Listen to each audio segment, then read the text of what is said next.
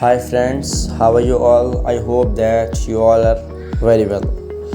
So friends, you are most welcome my YouTube channel Knowledge is Life. तो आज की इस वीडियो में हम डिस्कस करेंगे भारतीय संविधान के बारे में। दोस्तों, हम अपनी पिछली वीडियो में भारतीय संविधान के अंदर जो अनुसूचियाँ दी गई हैं, शेड्यूल जिन्हें कहते हैं, हम उनको डिस्कस कर चुके हैं। आज हम भारतीय संविधान के बारे में डिस्कस करेंगे। ठीक है, तो ओके, टाइम को न वेस्ट करते हुए हम इस वीडियो को शुरू करते हैं। तो देखिए, अगर हम बात करते हैं भारतीय संविधान की, तो भारतीय संविधान की जो पहली बैठक है वो 9 दिसंबर 1946 में हुई थी। इसी तरह से 1946 से लेकर 26 ऑफ नवंबर 1949 में हमारा भारतीय संविधान जो है वो बन के तैयार हुआ था और 26 ऑफ जनवरी 1950 को अपनाया गया था, यानी इम्प्लीमेंट लागू किया गया था।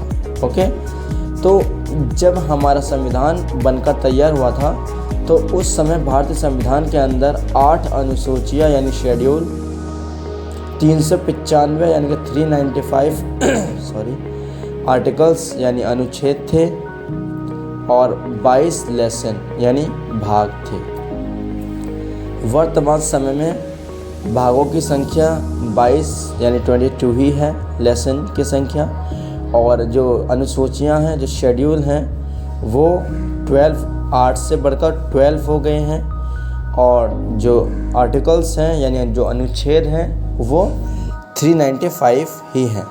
ओके, तो आज की इस वीडियो में हम डिस्कस करेंगे भारतीय संविधान का भाग 1। ठीक है, तो देखिए दोस्तों, भारतीय संविधान का भाग 1 यानी कि भारतीय संविधान के भाग 1 का जो आर्टिकल 1 है वो हमें भारत के बारे में बताता है, यानी कि भारत और 28 राज्य, यानी कि भारत राज्यों का संघ है। ठीक है, हमारा जो इंडिया है वो राज्यों का, जो भारत है वो राज्यों का संघ है। तो इस हिसाब से भारतीय संविधान के अनुच्छेद 1 में कुछ 3 टर्म्स दिए गए हैं: फेडरेशन, कन्फेडरेशन और यूनियन। देखिए दोस्तों, कन्फेडरेशन का मतलब, देखिए फेडरेशन का मतलब होता है कि, कन्फेडरेशन का मतलब होता है कि आसानी से तोड़ देना, आप आसानी से उसको अलग कर सकते हैं। ठीक है, लेकिन जो फेडरेशन होता है, फेडरेशन को, देखिए फेडरेशन अलग हो जाएगा लेकिन उसको थोड़ी दिक्कत आएगी अलग होने में। ठीक है, ये छोटा सा डिफरेंस है फेडरेशन और कन्फेडरेशन में। लेकिन जो यूनियन है, यूनियन यानी कि यूनियन आप जानते हैं, तो यूनियन का मतलब है कि उसको तोड़ा ही नहीं जा सकता। ठीक है, तो India is a union, Bharat जो है, India is a union of state, Bharat राज्यों का संघ है। तो हमारा इंडिया ना कन्फेडरेशन है ना फेडरेशन है, हमारा इंडिया है यूनियन। ठीक है, तो India is a union of state, Bharat राज्यों का संघ है। ये भारतीय संविधान के आर्टिकल अनुच्छेद 1 में बताया गया है। ठीक है, यह अगर आप इनका क्षेत्रफल देखना चाहते हैं, अनुच्छेद का, इंडिया और उसके राज्यों का क्षेत्रफल देखना चाहते हैं कि इनका एरिया कितना है, तो वो आप भारतीय संविधान की अनुसूची 1 में देख सकते हैं। चलिए, जो कि हमारी पिछली वीडियो में हमने कवर किया है। चलिए, आर्टिकल 2, भारतीय संविधान का अनुच्छेद 2 कहता है कि हम किसी भी विदेशी राज्य को जोड़ सकते हैं। ठीक है, हम किसी भी विदेशी राज्य को अपने देश में जोड़ सकते हैं, और इसका एग्जाम्पल है सिक्किम। सिक्किम को 1975 में भारत का हिस्सा बनाया गया है। अब दोस्तों, आपका एक होमवर्क है कि किस संविधान संशोधन द्वारा भारतीय संविधान ने सिक्किम को भारत का दर्जा दिया है। ठीक है, ये क्वेश्चन है आपका, ये आपको बताना है वो कौन सा संशोधन है जिसमें कि सिक्किम को भारत से जोड़ा गया था और उसको संवैधानिक दर्जा दिया गया था। ओके, चलिए, तो आर्टिकल 2 बोलता है कि हम किसी भी विदेशी राज्य को अपने भारत में जोड़ सकते हैं।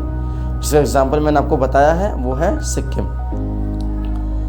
आर्टिकल 3 बोलता है कि अब हमने उसको जोड़ लिया, ठीक है, जैसे हमने सिक्किम को जोड़ा, अब हम चाहें उसका नाम चेंज कर सकते हैं, उसकी सीमाओं में परिवर्तन कर सकते हैं, ठीक है, ये भी है।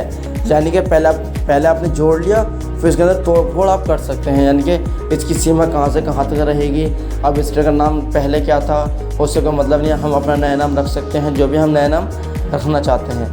जैसे आप जानते हैं प्रयागराज का नाम इलाहाबाद हुआ और फिर इलाहाबाद से उसका नाम प्रयागराज हुआ, ठीक है। इसी तरह से अनुच्छेद 3 यही बोलता है कि हम जो है जो हिस्सा जोड़ा है, जो स्टेट जोड़ा है भारत के अंदर, उसमें उसके नाम में उसकी सीमा में परिवर्तन कर सकते हैं, ठीक है। और आर्टिकल 4 यानी अनुच्छेद 4 ये बोलता है कि जब आर्टिकल 2 और 3 अनुच्छेद 2 और 3 पर जब जो भी काम होगा तो राष्ट्रपति इसमें कोई भी इंटरफेयर नहीं कर सकता, ठीक है, हस्तक्षेप नहीं कर सकता है।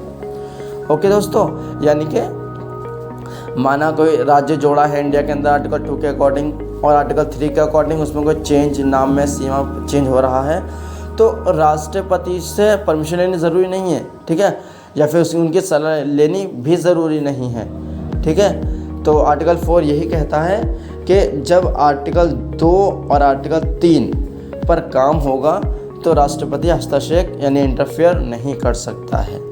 तो दोस्तों ये थे हमारे आज के कुछ आर्टिकल्स, यानी भाग 1 आर्टिकल 1 से लेकर आर्टिकल 4 है और हमने आर्टिकल 1, 2, 3 और 4 आर्टिकल चारों ही डिस्कस कर लिए हैं। ओके दोस्तों, तो ये थी हमारी आज की वीडियो। उम्मीद करता हूँ वीडियो पसंद आई होगी।